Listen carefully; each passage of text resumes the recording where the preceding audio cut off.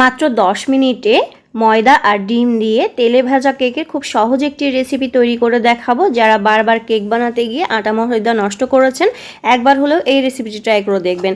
তো এখানে একটা ডিম নিয়েছি, সামান্য একটু লবণ দিয়ে দিলাম আর 1/3 কাপ চিনি দিয়ে খুব ভালো করে মিশিয়ে নিতে হবে, যাতে করে এর ভিতরে চিনির দানা ভাব যেন না থাকে। এখন এখানে 1 চা চামচ ভ্যানিলা এসেন্স দিয়ে খুব ভালো করে মিশিয়ে নিলাম। এখন 1/3 কাপ দুধ দিয়ে আবার খুব ভালো করে মিশিয়ে নিচ্ছি। 1 চা চামচ বেকিং পাউডার দিয়ে তারপরে এখানে আমি ময়দা দিয়ে দিচ্ছি। ময়দাটা একবারে না দিয়ে অল্প অল্প দিয়ে খুব ভালো করে মিশিয়ে নিতে হবে। আমার এখানে প্রায় 2 কাপের মতো ময়দা লেগেছে, আপনাদের কম বেশি লাগতে পারে, এটা বুঝে শুনে দিয়ে নিতে হবে। তো এটা আরও বেশি পাতলা মনে হচ্ছে, সেই জন্য আরও একটু একটু করে ময়দা দিয়ে আমি খুব ভালো করে এটাকে মিশিয়ে নিচ্ছি। তো এটা কিন্তু আমার মেশানো হয়ে গিয়েছে।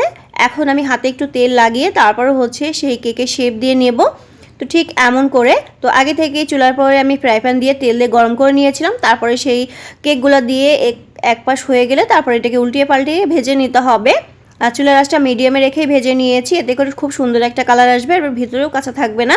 তো আমার এটা হয়ে গিয়েছে, এখন আমি নামিয়ে নিচ্ছি। তো দেখলেন তো, খুব সহজেই তেলে ভাজা কেক তৈরি হয়ে গেল। আশা করি আপনাদের কাছে ভালো লেগেছে। যদি ভালো লেগে থাকে অবশ্যই একটু লাইক দিতে ভুলবেন না, আর ফ্যামিলি অ্যান্ড ফ্রেন্ডের সাথে অবশ্যই শেয়ার করবেন।